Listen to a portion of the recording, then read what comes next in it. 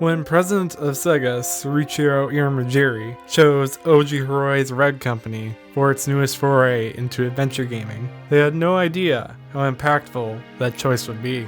Spawning a new media empire for the masses of Japan, the franchise was quickly surpassing the series that had headlined consoles before it.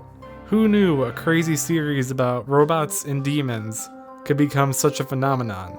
Sakura Shinjuichi was soon becoming an icon for a new age of Sega. A strong female character was quickly overtaking the popularity of the edgy and hip hedgehog that had made the company what it is today.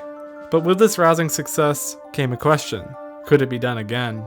Or was this achievement just a fluke? Could Sega and Red Company make lightning strike twice?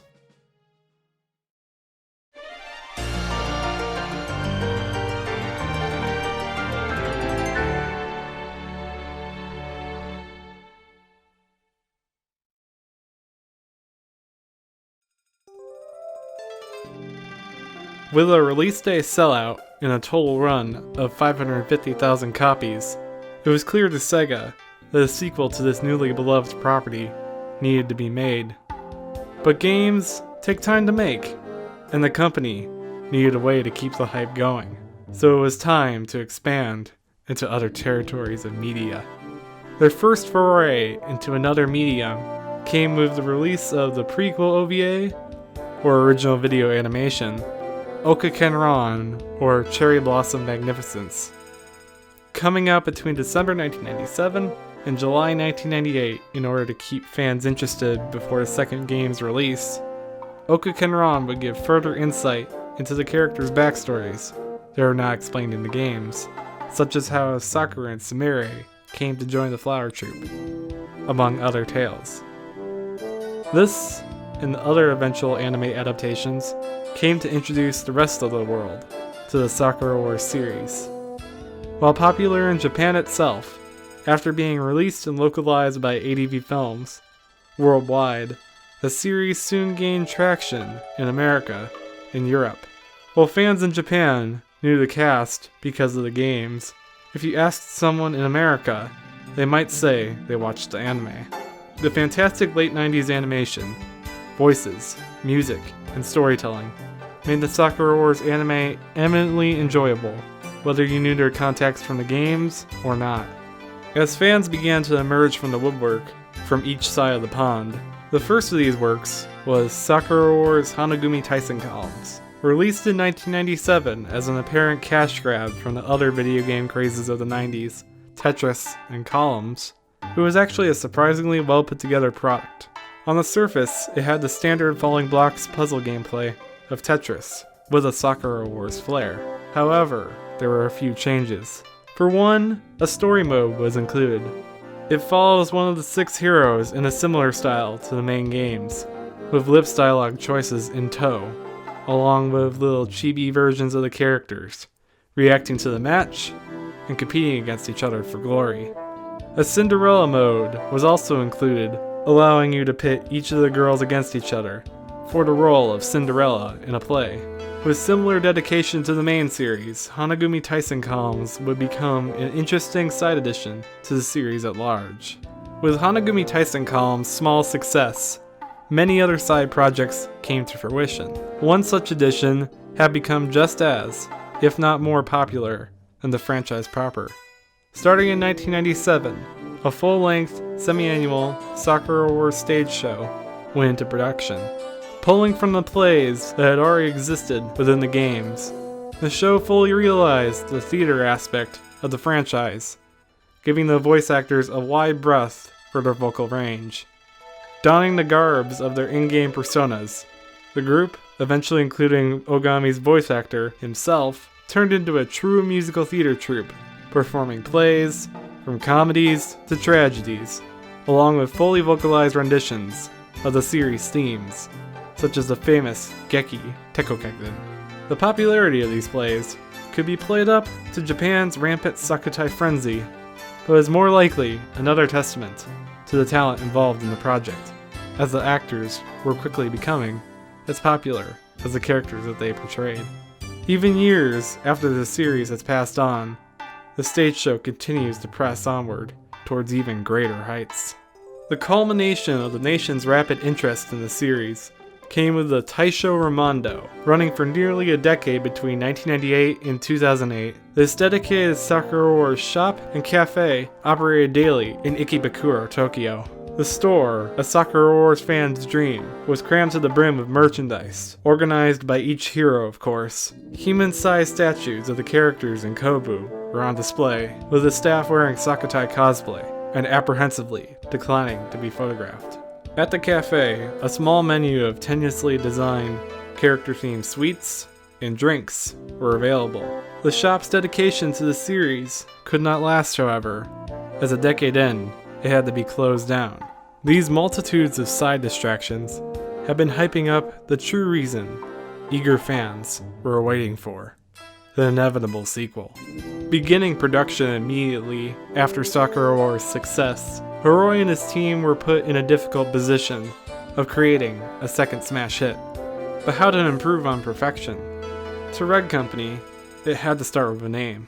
Instead of just titling it the ordinary moniker of 2, the team gave it the subtitle of Kimi Shintamano Koto no Kari, or Beloved, You Must Not Die, named after the controversial wartime poem by Akiko Yasano, made during the Russo-Japanese War in the early 1900s. The poem served as a form of anti-war protest in response to the bloody massacre during the siege of Port Arthur. The history of the poem gave credence to Hiroi's romanticized vision of Taisho-era Japan, so the name stuck, starting the trend of subtitling the series after poems that still exist to this day. With the tone of the game set, it was time to drum up a new story. It would seem like your standard sequel fare. Our hero Ogami had been away training in South America for a year, and had just returned to Japan, in time to face a renewed and more powerful Black Nest Society, with new arrivals Orihime and Reni along for the ride, with the original cast in tow. Just like before, it was now up to the 9-member Flower Troop to save the capital once again. But the surface of the sequel was deceiving the darker portions in the depths below. Death and rebirth became constant themes throughout, and characters crucial to the plot could face one or the other. Politics were also introduced into the fray, with the very idea of the Hanagumi being threatened. Story also took center stage. Whereas in the previous game, character stories were on their own, separated from the plot. This time, the two became intertwined and essential to each other. The Sakura Wars franchise had truly grown up with its fans over the past 2 years, giving them the darker and more plot-driven version that they needed. The scale of the game had also been increased lengthwise too, occupying 3 discs instead of 2. Even a Hot Springs vacation was included, a Japanese staple. Because of this, it was now possible for the Sega Saturn to read your save data from the original Sakura Wars, unlocking new scenes and allowing you to continue to cultivate your relationship with whichever hero you've picked thus far. A feature like this was revolutionary for its time and was not seen for many years since. The game's systems also received further refinement from the formulas introduced in the original. The lip system is back, with several improvements and additions. For one, the conversation mode is introduced, involving you going back and forth between the characters until a situation is resolved or falls apart. Another type changes your options halfway through, making your decisions all the more difficult. One more gives you an overarching time limit that counts down while you deal with several individual timed lips choices. All these, along with the original system, are overshadowed by the new personality gauge. Tracking your progress from the bottom right-hand corner, the personality gauge shifts from red to blue depending on your actions to certain choices. Different characters prefer you to behave in different ways. Will you be a kind and gentle captain, or a strict and stern one? Neither is right or wrong. Combat also received its own improvements within the game. The gameplay had been immensely sped up from the original. Battles flow more fluidly than ever before, with 3D cut-ins to the 2D fights. being ever present. Active characters in battle show a full high-res bust, broken out of the UI, rather than a tiny character portrait. The Kobu themselves have also received an upgrade to the Kobu Kai, or Warrior of Light, revised, slightly souped up, and more badass versions of the originals. A new feature is also added to spice up the gameplay. The command option allows you to change the way your team members fight in 4 distinct ways. Do you prefer to go on the defensive and forego offense? Then mountain is your preferred way of fighting. These new options added a new layer of tacticality to the series, giving the player more options than ever before. These grandiose improvements seemed like a shoo-in for the success of the sequel. All Sega had to do was release it onto the hungering masses, and watch how they responded. Releasing for the Sega Saturn in April of 1998, the critically and commercially acclaimed sequel sold a mind-blowing 530,000 units, making it one of the best-selling Sega Saturn games of all time, right next to the original. The original Soccer Wars wasn't just a fluke, it was a storm waiting to happen. A media storm like none other, placing itself among the likes of other 90s hit franchises such as Pokemon and Sega's very own Sonic the Hedgehog. Soccer Wars fever had spread throughout Japan and showed no signs of stopping. From anime to stage shows, from side projects to the main series itself, the appeal of the franchise seemed to have no bounds in Japan and even the outside world.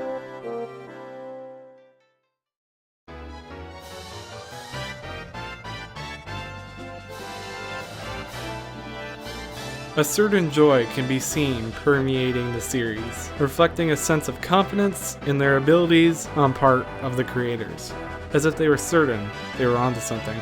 3D animated cherry blossom petals blow past. Characters are more expressive than ever before, giving them a sense of realism. The artists that had created them have come to love and care for them as if they were good old friends. The actors that had played out these roles had truly become these characters, turning them into the icons that they have become. This love and compassion for the series would continue to drive the team at Red Company to new and greater heights.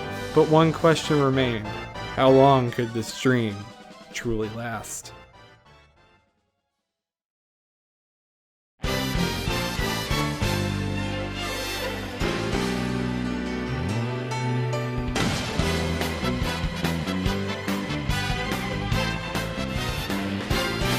Tune in next time to see the dream begin anew.